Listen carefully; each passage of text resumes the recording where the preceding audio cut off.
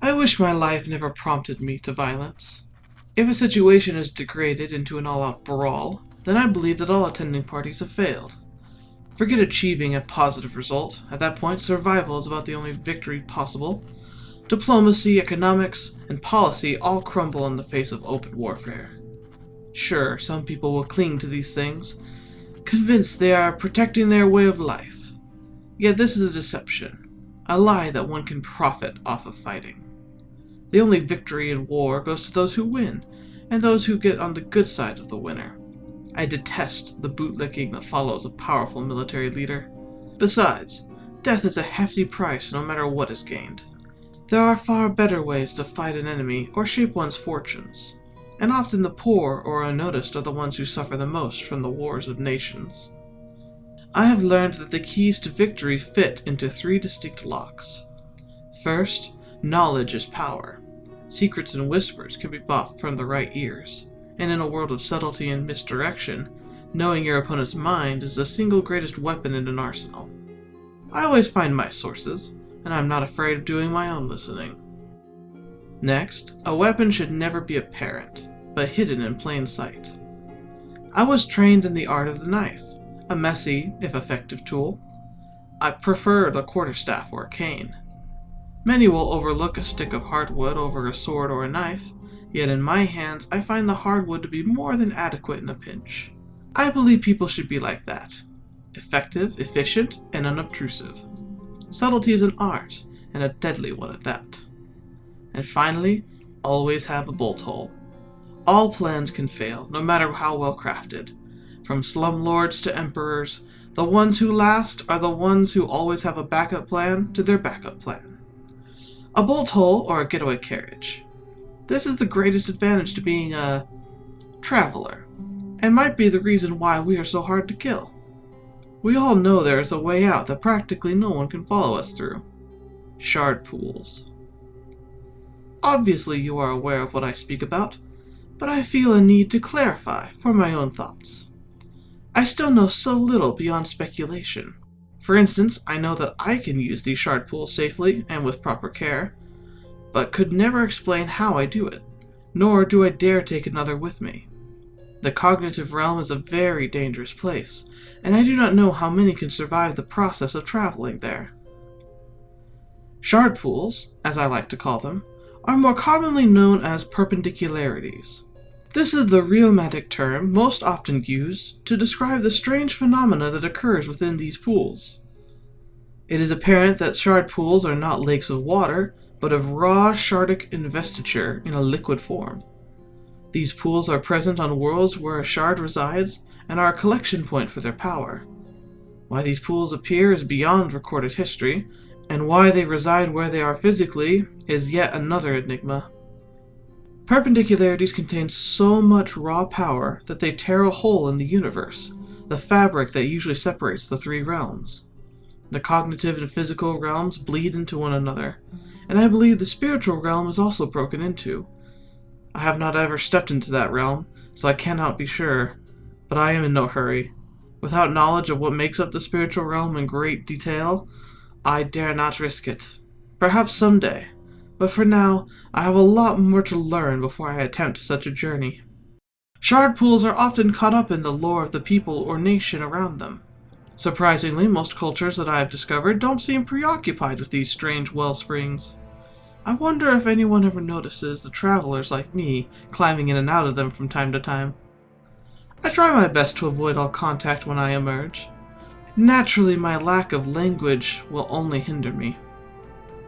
On that note, I will forever be grateful for my father's tutelage and my quick wits. I know how to learn and can do so quickly. While I feel I'll never keep up with a fraction of the languages I've encountered, I make it work where I can. That might be the most difficult aspect of my travels, perhaps only surpassed by the strange foods I have to try. Can you believe that there are people here who eat horns and shells of animals? I was flabbergasted when I first tried the food of the Unkalaki.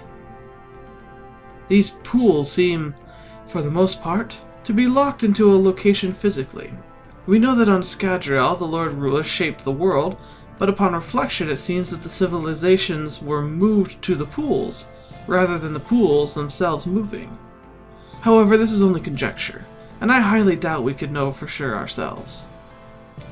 The only other fact I know for sure is that Shardpools are not on every world. In the cognitive realm, you can see that there are other worlds out there. I've glanced through the fog of thoughts into their worlds, and yet there was no way to pass into their worlds physically. These Shardpools, as they are named, seem to be a consequence of a shard's presence on a particular planet.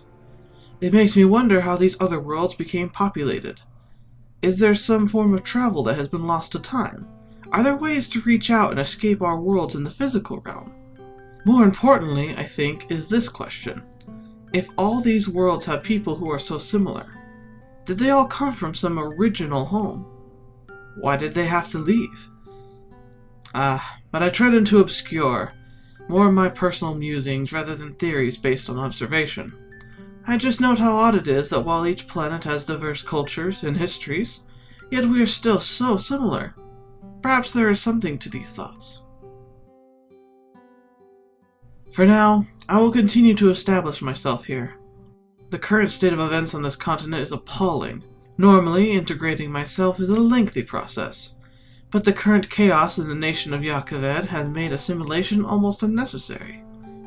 War is ripping these people apart, and there are so many forgotten refugees. It's the most I can do to organize some few of these people into something productive. Their rulers are off fighting for succession, and those whom I find simply need a little guidance. I will not draw attention to myself, but I cannot leave them to be trampled and forgotten. Despite all of that, there is a breathtaking beauty to this world. I wish I could put into words the sights and smells of Roshar. The crisp air, the large open skies are the superlative aspect of this world. Everything here is rock, the massive high storms blasting away anything that could not be protected. These violent storms are dangerous, and somehow majestic. They fling boulders and scatter life into hiding amongst the rocks and hollows wherever they can find it. But when the storm passes, there is a refreshing sense of cleanliness and renewal. I find myself stopping often and admiring the alien beauty. And don't even get me started on the moons. The 3 crystalline orbs that arch through the sky at night are impossible to forget. I cannot help but watch them as they glide across a starry canvas. This journey, these years spent away from home, have been filled with wonder and beauty beyond anything I could have imagined. Perhaps my path through the Shardpools have been filled with sorrow and failure, but I cannot regret the things I've seen. I may never wish to leave Roshar, save for the knowledge that there are more wonders to explore, and new peoples to learn about. For now, there is a work to do upon these stones. Until the next letter, Elsric.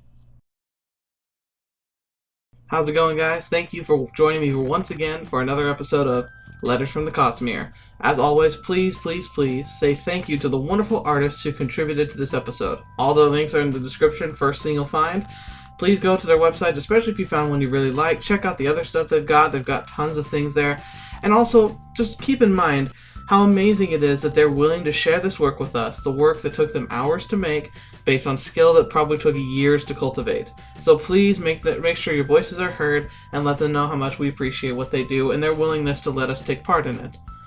Now, I also want to take a second here to talk about Elsric. Now, up till now, I focused on 2 major themes for Elsric. First, I want you to understand that he is a scholar. Hopefully I've been able to show you that, not tell you that. Show you that he's observant, show you that he cares, he wants to categorize things, but maybe not necessarily sit down and write theses all day. The second thing I wanted to show you is the fact that he has a past, and I wanted to lay hints and pieces here and there, so maybe you can start cultivating a bit of a backstory. And now we're finally being able to get into some of his character. Now, this is the first time I'm going to be putting this into an episode, so I really hope you like it. I'd love to hear your feedback on what your thoughts are about him, who do you think he is, and heck, what do you even think he wears? I also wanted to do a quick announcement. This probably won't matter to you, but I have decided to take part in something called a Secret Says It. It's a little fun Christmas kind of gift exchange between Cosmere, fans, I guess you could call it. Where we kind of agreed, I'll put stuff into, you have basic information, someone coordinates it all, and then you get sent something, and then you can send something and have an exchange.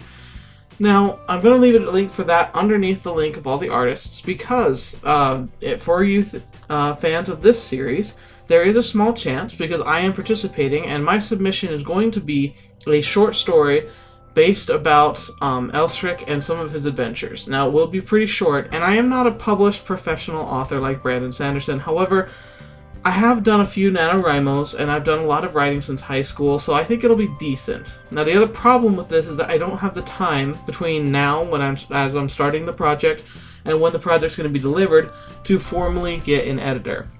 I'll do my very best, and I'll hopefully get some people to proofread it real quick and make sure there's nothing glaring in it, but it will be very rough. So don't expect a masterpiece, but it will help give some insight into who Elstric is as a character, how he behaves, and it's going to be a one-time thing. Now, of course, once it's yours, you're allowed to share it with other people, as long as you don't change the storyline. And I'll be able to confirm it later with other fans, but I will not be handing out any other copies. It'll be something I'll keep close to me, and, you know, if you guys like it or you want to hear more about it, maybe I'll consider writing more stories in the future. But that's all for today.